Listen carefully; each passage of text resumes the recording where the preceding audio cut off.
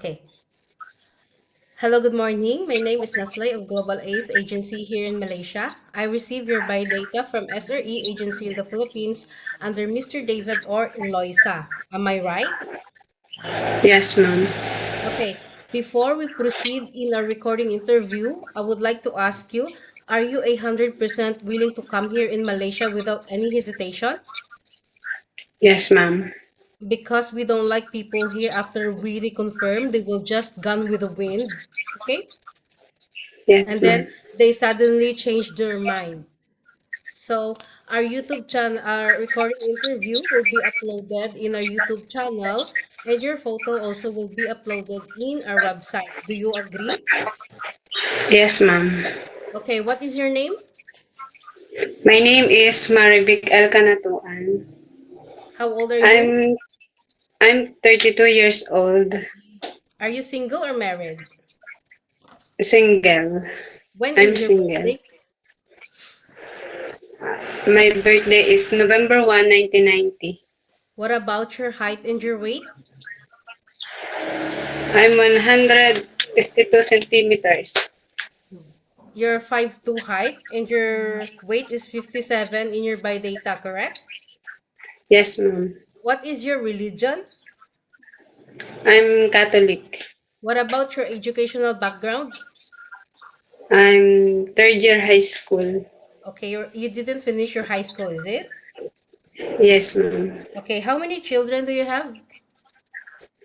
I have two children. How old are them? My first baby is 15 years old and second my baby 12 years old. Okay, who will going to take care of them once you will come here in Malaysia to work? My mother and father. Your mother and your father. How old is your mother and what is her occupation? And how old is your father and what is his occupation? My mother is my mother is she 58 years old and she is housekeeping. My father is he is 58 years old, 58 years old and farmers. Okay, so in your biodata, it was stated that you have a working experience way back 2018 to 2023 for 5 years at Saudi Arabia, correct? Am I right? Yes, ma'am. Okay. Can you Yes, ma'am. describe what are your duties there to your previous employer? My duties, my ex-employer is cleaning the house, ironing, and sometimes cooking and Okay. washing clothes. Did you take care children? Uh, I take care 13 years old. Okay. So in your previous employer, why you didn't continue? What happened? Um, because she's no increase my salary. Oh, she didn't increase your salary for 5 years. Okay. Yes, ma'am. So can you care for newborn or 1 year old? Yes, ma'am. I'm willing to take care newborn and Okay. What baby. about care for 1 to 5 years old children? Are you okay? Yes, ma'am. I'm willing. What about take care of elderly people? Yes, ma'am. I'm What willing. about caregiving for bedridden patient and disabled person? Yes, ma'am. I'm willing. Are you afraid of any pets or dogs? Yes, ma'am. So you can. Can you take care pets or cannot? Cannot. Cannot. Okay. So can you use your hand while doing a while you were washing the clothes? Yes, ma'am. Okay. So are you prepared to work for any race? Yes, ma'am. Okay. So are you afraid of being alone in the house at night? Sometimes, ma'am.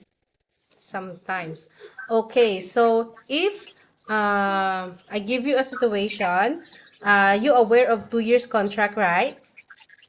Yes, ma'am. And you I'm aware willing. also that you have a once a week day off. Yes, ma'am.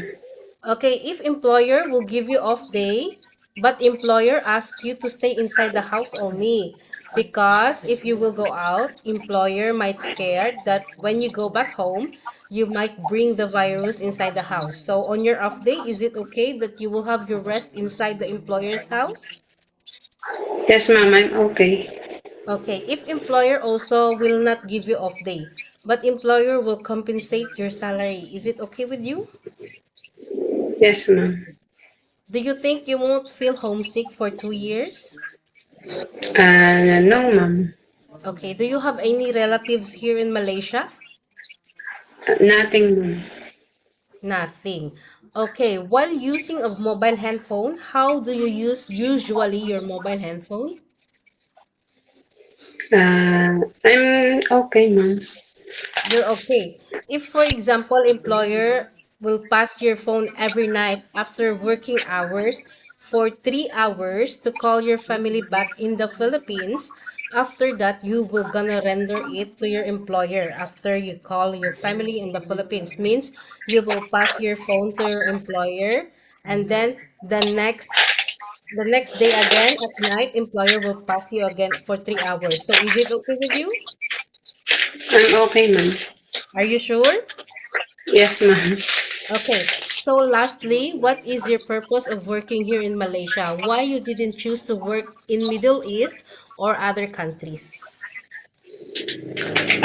Because, ma'am, I have same experience. What? Because I try to work in Malaysia. Oh, you want to try to work in Malaysia. Okay, I think that's all for now. Thank you for your time, Marivic. It was my pleasure meeting you. But please stay connected through WhatsApp because agents here in Malaysia will going to contact you to conduct an interview together with the employer. Okay? Thank you very Thank much, you so ma'am. much and have a good day. Bye bye.